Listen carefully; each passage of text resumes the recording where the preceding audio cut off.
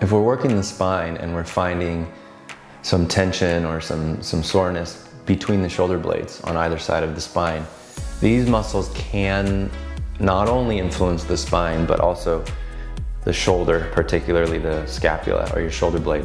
So we can get more specific with any of our sphere tools. I like a softball. It's small enough to get specific and hard enough to really get in there. I like a softball because it doesn't need to be so specific in this area. You want to try to move the structures as much as possible while you're pinning the tissues down. And we'll use some isometric ramping here, so you can even go smaller. And this is orange, so you'll be able to see this one pretty well. So I'm gonna go just on the border of the scapula, and I find some stuff right there.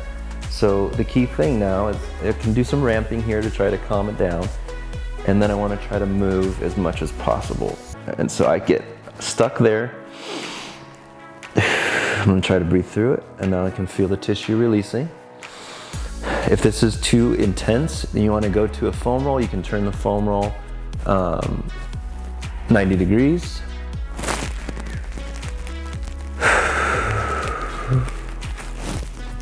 And then find some other spots.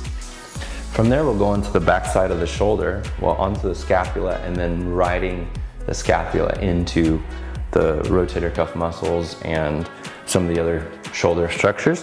So you might want something even smaller than a softball for this, like a lacrosse ball. As we showed in the anatomy, you have these little fossa, or these little caves in the shoulder blade, and that's where the muscles sit. So we need something small that can get in there between the bony landmarks.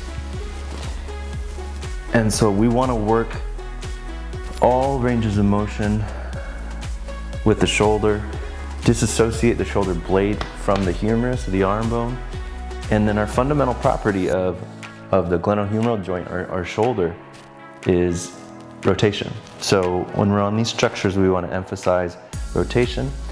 I can feel in my infraspinatus is really tender, so I'm going to try to do some ramping there and contract and then relax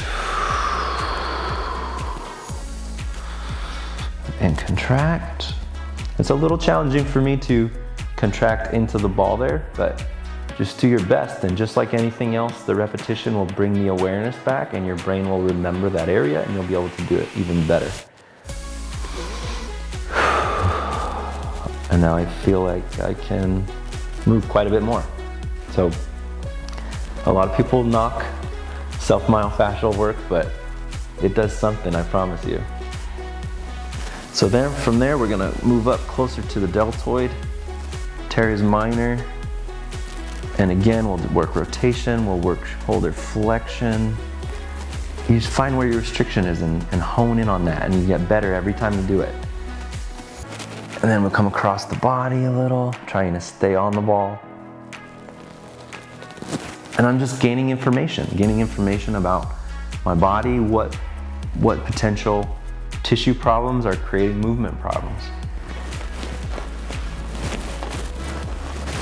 And we'll go up onto the deltoid, see what we find there. You can stretch it even more by putting the arm behind the back. You have your supraspinatus tendon that's at the top, close to your acromion. And work your way toward the front and the anterior deltoid. All right, go ahead and give that a shot.